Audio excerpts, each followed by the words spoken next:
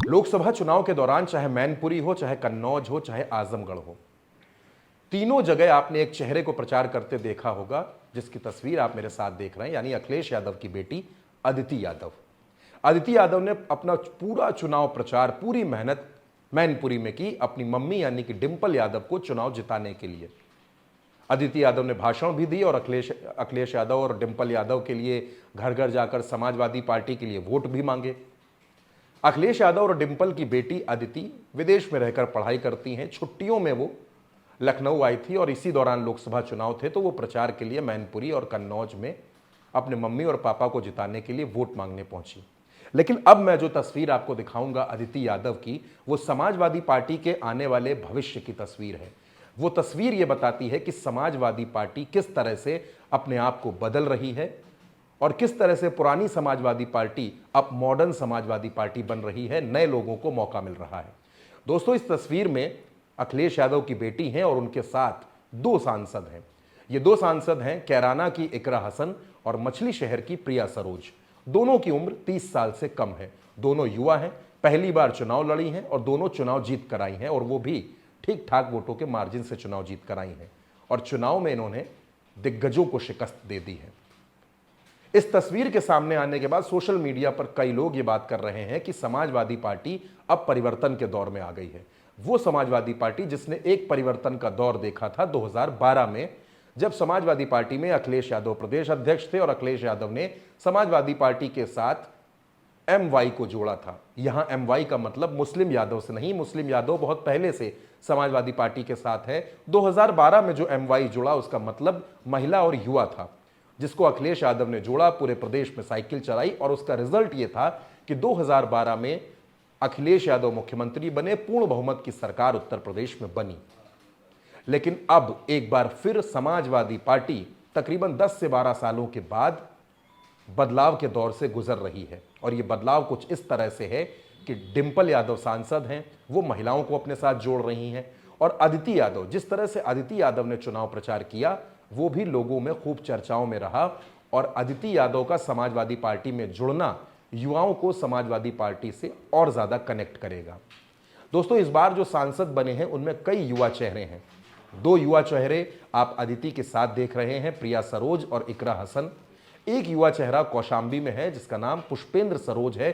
25 साल के पुष्पेंद्र सरोज इंद्रजीत सरोज के बेटे हैं और कौशाम्बी से 1 लाख वोटों से चुनाव जीत कर आए हैं। यानी अब समाजवादी पार्टी का जो यंग ब्लड है, जो यंग ब्रिगेड है, वो और भी ज्यादा ताकतवर और भी ज्यादा मजबूत हो गई है।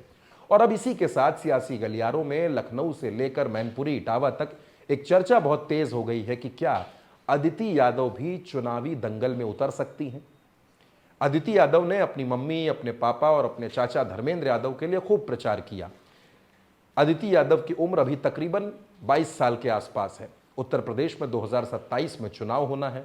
उस वक्त तक अदिति 25 साल के आसपास पहुंच जाएंगी।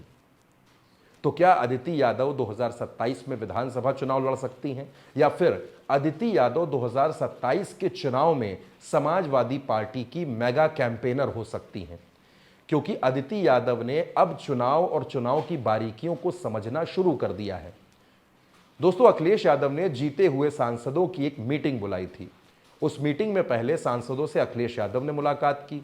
उसके बाद अदिति यादव ने प्रिया सरोज और इकरा हसन से अलग से बैठकर बातचीत की और दोनों की बात को सुना, और इन तीनों के बीच लंबी चर्चा होती रही।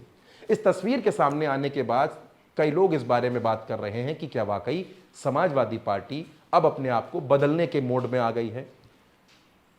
क्या अब अदिति यादव एक मेगा कैंपेनर के तौर पर आने वाले वक्त में उत्तर प्रदेश में चुनाव प्रचार करती नजर आएंगी?